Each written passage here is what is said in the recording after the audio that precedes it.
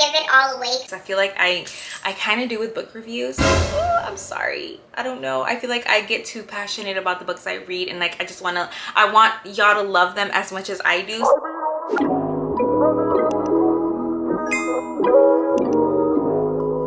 Hey guys, welcome back to my channel. My name is Leslie. If you are new here, don't forget to hit that subscribe button down below. It means so much to me when you guys subscribe to my channel. If you're not new, hey girl, welcome back. So welcome back to a little bookish video. I wanted to share with you guys all of the books I've read so far this year. Fall is around the corner, so I wanted to kind of like sum up all the books that I've read so far this year, give a little mini review in case you are also interested in a little book to pick up. So stay tuned for that, but let's go ahead and get started with this video. I'm gonna go in order from the books. This was the first book I finished this year, which is The Midnight Library, and it literally became one of my favorite books that I've read in a very long time, and I feel like awakened that book lover inside me that had kind of been put down for a while. Like, I feel like I go through these things where it's like sometimes I like find a book and I get really into it and I read it all like in a few days. Sometimes I lose the passion for reading, and then it's okay to do that sometimes, by the way. This book, you guys, The Midnight Library, is so beautiful. It has life lessons and it's also magical in its own way, but I feel like it has a little bit of everything, like fantasy and spiritualness, knowledge, I guess you can say. I love books that teach you a lesson on life, and this book has that for me. This book is about a girl named Nora that, let's just say, she's like a pessimistic person, I guess you can say. Someone that just like hates her life, hates everything about her life, thinks that everyone's life is better than hers. Can't make a decision to save her life because she thinks like, oh my god, if I do this, it's gonna like ruin that, because she can't ever see it as like from a positive perspective, or she thinks that her life sucks and everybody else's is amazing. Trigger warning, this does talk about like self-harm and like that type of stuff. Not very in-depth or heavy, but it does mention it. So she decides to end her life, and she wakes up and she's in the Midnight Library, this magical place that it's a library filled with books of all colors. Each book has a different life for you. So it's like whatever, anything that you ever imagined you could be, you wanted to be, or whatever, there's a book of you doing that thing in that library. So she gets to see all these lives in the way her life could have been if she would have made that one choice, and how that one choice like led her a different way. But what I love about the book is that also shows you how like your choices that you make also affect other people in a good or a bad way. So this book was just very beautiful. At the end, Nora values her life. She learns that the life that matters the most is the one that we currently have. No matter how much, you know, you think someone else's life is better than yours, the one that you have is the one that's meant for you, and it's about making it amazing while you still can. And I really love that. I loved this book so much. So if that sounds like up your alley, this book will be a fun read. The book I read this year is The 7 Husbands of Evelyn Hugo, and I love this book so much, you guys. This is a 10 out of 10 for me. This is a 5-star book. And Hugo is a made-up character, but you will literally believe that she's real. Like, the way she puts her in our era is just so amazing. The writing is awesome. There's a lot of inner dialogue, which I like because it lets you get to know the character in like a deeper level, and like how they think about life and people. You get to see Evelyn Hugo's character development just grow as she ages, but also like the strength that she's always had. That Latina power, that Latina confidence has always been inside of her. Everything she ever wanted to be was an actress, and she became the most amazing actress of her era, of her time, and she's such a beautiful woman. But behind that, obviously it took her 7 husbands to find the right one, the right person for her, and for her to be honest with herself. So this book, it just takes you along her journey of all her husbands and her career, but also in that process of her learning to accept who she is, and also connecting back to her roots, because I feel like back in this times, when in the 50s, like, no one wanted you to be Latina, no one wanted you to be anything that wasn't like in their box of perfection. Like, to them, perfection was a white girl, blonde hair, super thin frame, big huge boobs, and it's like she was a Latina woman that had to suppress that. He basically connects to her roots and just starts to stand up for who she was and not afraid to tell her story anymore. This book was just so beautiful. I cried so much at the end. 10 out of 10 stars. You should definitely pick up this book. I decided to get on the bandwagon with Colleen Hoover. I've seen all these TikToks about her and I was like, you know what, let me go ahead and let's check out one of her books. This was the first one I started off with, which was Reminders of Him. And when I tell you, this book had a chokehold on me, I was so upset. This was one of the first times that I've ever read a book where I literally hated the main character. I hated Kenna. Kenna is the main character of this book, and basically it starts off with her telling you how she's been in jail for like 5 years and she's coming out. She's wanting to start her life over. This one huge mistake that she did, she's trying to change her life around. So you're getting involved in her story right away on how she's trying to do that from nothing. It's like she's starting from the ground up, so it shows you her struggles. In the end of the book, it's teaching you about forgiveness, about forgiving yourself when you know you made a mistake. The love story in here is just perfect. So she falls in love with a guy named Ledger. She's just trying to, like I said, restart her life and change the outcome of something very sad and tragic that happened to her.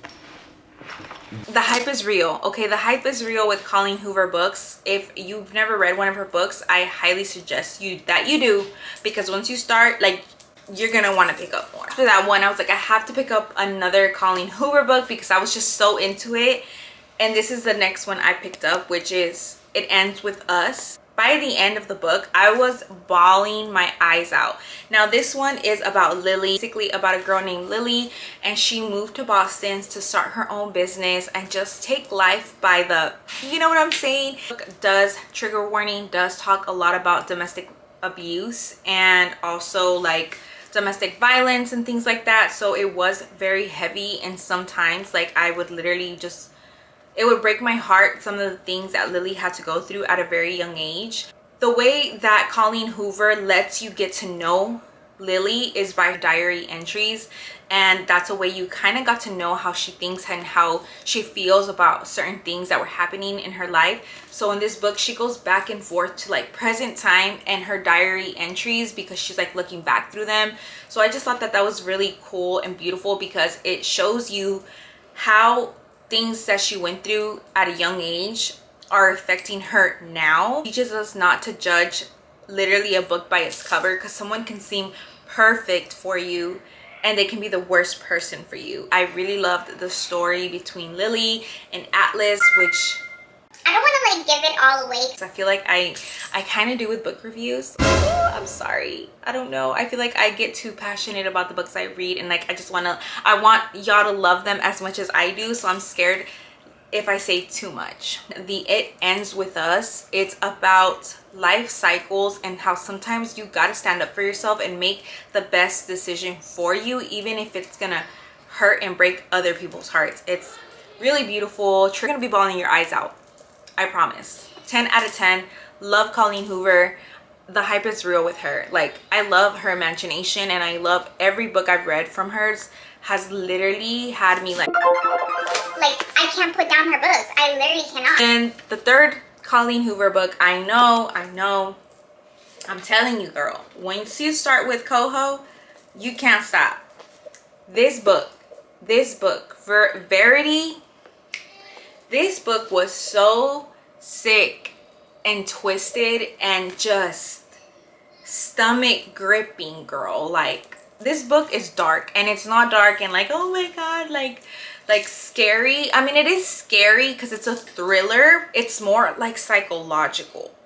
It's crazy. So it's about an author named Verity who had an accident and she became like paralyzed or something, and she basically needs someone to ghostwrite her books. That's when they introduce Lowen, and she's also the main character. Well, she's the main character of this book, and basically she's taking on Verity as a client, and she's living in her home, and she's getting to know Verity and like what she's like, so she can know exactly how to ghostwrite her books for her. This time that Lowen's living in her house, things start happening. And when I mean things, like, it's just crazy things start happening. It's like one of those books that gets you like, oh my god, like what was real? Who's lying? Who's saying the truth? Like, what is the real story? I honestly think that Verity is a very twisted woman, and she's manipulative, and she knew exactly what she was doing. But let me know. This one for sure, I feel like if you like thriller, you like that mind game, you like to like get your, like, what is it called? You like to be kind of blindsided, you will like this book. But trigger warning, it does talk about like postpartum depression, which can be very hard for some people, but this is definitely in the postpartum depression darkness. So darkness level, like. Then I also picked up Where the Crawdads Sing. In one of my latest videos, I kind of gave a mini review on this. I'll link it here, that way you can watch it. I don't want to like repeat myself over and over, but this book was so good, you guys. This book kind of reminds me of The Notebook, like the story, the time, the place, the vibes of the book.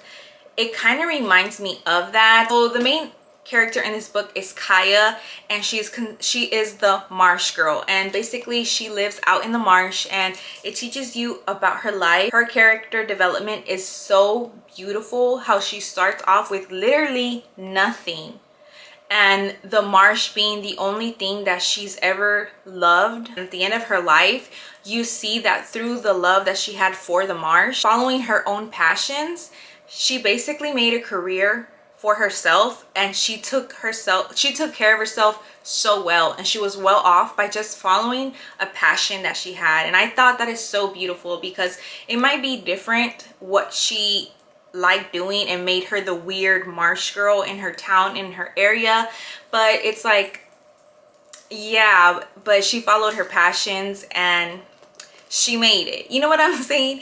And just the love story in here, you guys, like, I'm talking about, it's like the Notebook level love story. It's so beautiful. The latest book I read was The Honeymooners. This book, you guys, I loved it so much. This is my first rom-com book, a romantic comedy. Somebody recommended it to me on Instagram, on my Bookstagram, which I will link right here. If you don't follow me, make sure that you do. I like to share like what I'm reading and like little pictures of my bookshelf, little things like that. Girl, I read this in one weekend, and it's a nice hefty book. Could not put it down. I could not stop laughing. The banter in this book, like the back and forth, it's like an enemy to lovers type of book. So it's like a chick flick. It's so good. I like that it's also Latina based. The main character in this book is Olive Torres, to be exact. So I love that it's Latina based, and it kind of like gets you involved in that life and how our families are like always in our life and have so much to say. Like her tias and her sister and her mom, like they're always involved in her life and like her love life and things like that. So I really like that. So basically it's Olive and her sister was getting married, and she was supposed to go on a honeymoon. Wedding turned into a disaster, and everybody got food poisoning, so the wedding was called off. And this food poisoning was so bad that everyone had to get hospitalized. So the bride was no longer going to get to go to her honeymoon, so she tells her sister, please go enjoy yourself and go on this honeymoon. And Olive was like, you know what, screw it, I'll go on the honeymoon, I'll go enjoy myself, I deserve it.